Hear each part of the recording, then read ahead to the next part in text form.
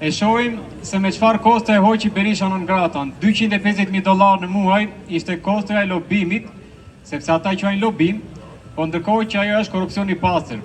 Nëse dikush vjen në institucion shtetëror dhe të ofron jo të shumë, po një shumë tjetër më të vogël, sigurisht që quhet korrupsion pasiv. Po kur me për masa galopante si këto që kryen opozitarët apo qeveritarët tanë, atëherë kjo merr terma të tjera, termat të advokimit, termat e lobimit. Mos harrojmë se me të njëjtën kost apo më të madhe e ka kryer mbajtjen e postit kryeministri jo legjitim Edi Rama, provuar me deklarimet edhe të vetë me Goni Galit, ku i ka kushtuar të paktën 50 milion euro të dala nga oligarkët ta në emër të kryeministrit Edi Rama. Nga dalin këto para?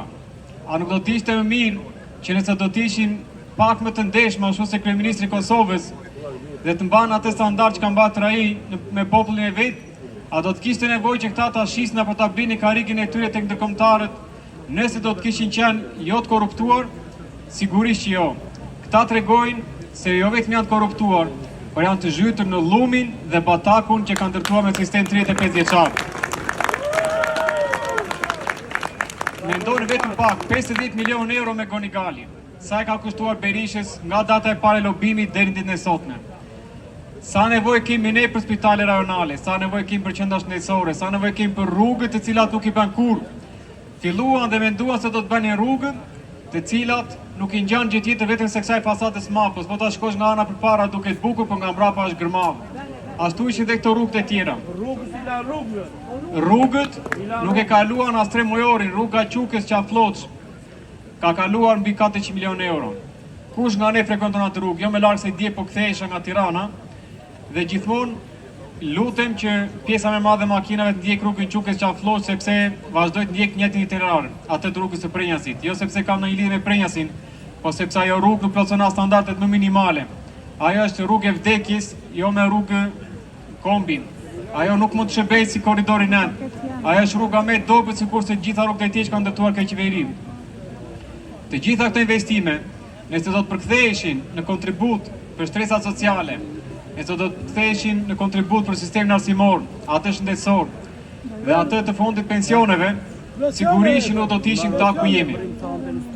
Marr shkas nga një mesazh, unë i quaj me humor debatikas, janë pjesa e patronazhistëve të cilët na shikojnë me ëndje dhe pjesa e madhe e tyre na përgëzojnë për të nisën dhe unë nuk do të heq asnjë presë asaj që stoja e vajza e vogël, e admiroj për çfarë ka thënë, vetëm diçka, nuk jemi kaq.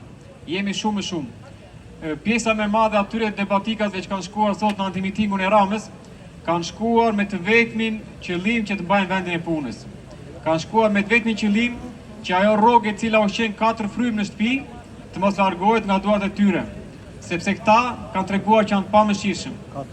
Por nuk janë të pamëshirshëm se sistemi komunist. Ju duhet vetëm që të vrasin frikën, sepse ashtu sikurse dëshmoi edhe ajo bashkëprotestuesja ditën e parë me ato shufrat dhe që nuk kuptonte shpatnin dhe ndërbehu, ato nuk thyen nëse ne shtojmë dhe bëjmë bashkë këtu. Të gjithë bashkë nuk mund të heqin nga puna. Por ne të gjithë ata mund të rizojmë. Pse? Sepse institucioni i votës së lirë është ai i cili ju ka garantuar tyre pushtetin e palegjitim. Dhe me atë pushtet ata do të rizojnë si një ditë si të shpejti. Prandaj, kjo lëvizje, pavarësisht se paksohet në qytetin punë e Korçës, shtohet virtualisht dhe shtohet fizikisht një kryeqytet si Tirana. Prandaj ditën e nesërme, gjithë secili dëshmoj se duhet të jetë prezent atje, nëse jo fizikisht, të paktën të jetë virtualisht. Dhe nëse jo në virtualisht, atëherë gjithë secili nga ne ka detyrë që në momentin ku do zhvillojnë zgjedhje legjitime, ky pushtet të marrë fund si një e keqe, jo bashkëshoqëruar sistemit komunist, por një si e keqe që do të harrohet në ëndrat tona. Në mënyrë të tillë që ardhmja jonë të jetë jo më e pasigurt, jo me vendosur në bazë politike dhe nepotizmi, por në bazë një të ardhme ku ekselenca e ndërtuar për 35 vjetësh që i shërben perëndimit të kthehet e denjë dhe e shëndosur tek ne. Faleminderit.